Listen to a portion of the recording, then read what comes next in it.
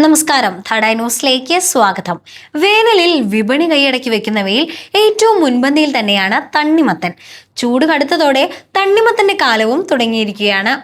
ശരീരത്തിന് കുളിർമ നൽകാനും ജലാംശം നിലനിർത്താനും തണ്ണിമത്തനോളം മികച്ച മറ്റൊരു പഴമില്ല. എന്നാൽ ആവശ്യക്കാർ ഏറിയതോടെ വിപണിയിൽ വ്യാജന്മാരും സജീവമായി കഴിഞ്ഞിരിക്കുകയാണ്. തണ്ണിമത്തന്റെ നിറം വർദ്ധിപ്പിക്കാനും പെട്ടെന്ന് പഴുക്കാനും രാസവസ്തുക്കൾ ഉപയോഗിക്കുന്നത് ആരോഗ്യത്തിന് ഗുരുതരമായ ഭീഷണിയാണ് ഉയർത്തുന്നത്. നാം വാങ്ങുന്ന തണ്ണിമത്തൻ സുരക്ഷിതമാണോ എന്ന് പരിശോധിക്കാനുള്ള ചില വഴികളാണ് ഇനി പറയുന്നത്. തണ്ണിമത്തൻ മുറിക്കുമ്പോൾ കാണുന്ന കടും ചുവപ്പ് നിറം കണ്ട് അത് നല്ലതാണെന്ന് ഉറപ്പിക്കരുത്. എറിത്രോസിൻ പോലുള്ള കൃത്രിമ നിറങ്ങൾ കുത്തിവെച്ചതാകാം ഈ ചുവപ്പ് നിറത്തിന് കാരണം.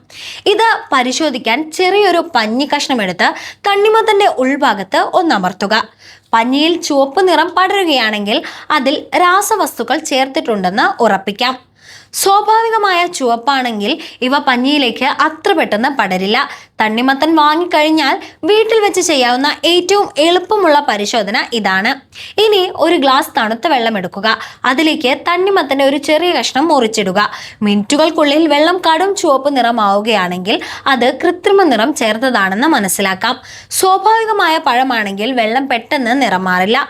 തണ്ണിമത്തന്റെ ഗുണമേന്മ അതിന്റെ വിത്തുകൾ നോക്കിയാലും മനസ്സിലാക്കാം. സ്വാഭാവികമായി പഴുത്ത തണ്ണിമത്തന്റെ വിത്തുകൾ കറുപ്പോ കടും തവിട്ടു നിറത്തിലോ ആയിരിക്കും. എന്നാൽ രാസവസ്തുക്കൾ ഉപയോഗിച്ച് പഴുപ്പിച്ചവയിൽ വിത്തുകൾ പൂർണ്ണമായും വളർച്ചയെത്തിയിട്ടുണ്ടാവില്ല. വിത്തുകൾ വെളുത്ത നിറത്തിലോ അല്ലെങ്കിൽ അസ്വാഭാവികമായ ചുവപ്പ് പടർന്ന് ഇരിക്കുകയാണെങ്കിലോ അത് അപകടകാരിയാണ്. പ്രകൃതിദത്തമായ രീതിയിൽ വിളഞ്ഞ തണ്ണിമത്തന്റെ ഉൾഭാഗം എല്ലായിടത്തും ഒരുപോലെ മൃദുലമായിരിക്കും. എന്നാൽ കെമിക്കലുകൾ ഉപയോഗിച്ചവയിൽ ഉൾഭാഗം ഒരിടത്ത് നല്ല കടുപ്പേറിയതും മറ്റൊരു ഭാഗം അമിതമായി അലിഞ്ഞതുപോലെയും കാണപ്പെടാം.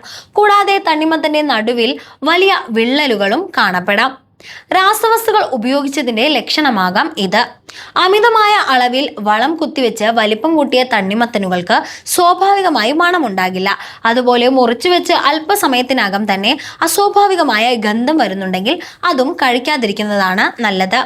പഴം വാങ്ങുമ്പോൾ അതിന്റെ തൊലിപ്പുറത്ത് മഞ്ഞ നിറത്തിലുള്ള പാടുകളുണ്ടെങ്കിൽ അത് പ്രകൃതിദത്തമായി പാടത്ത് കിടന്ന് പഴുത്തതാണെന്ന് മനസ്സിലാക്കാം.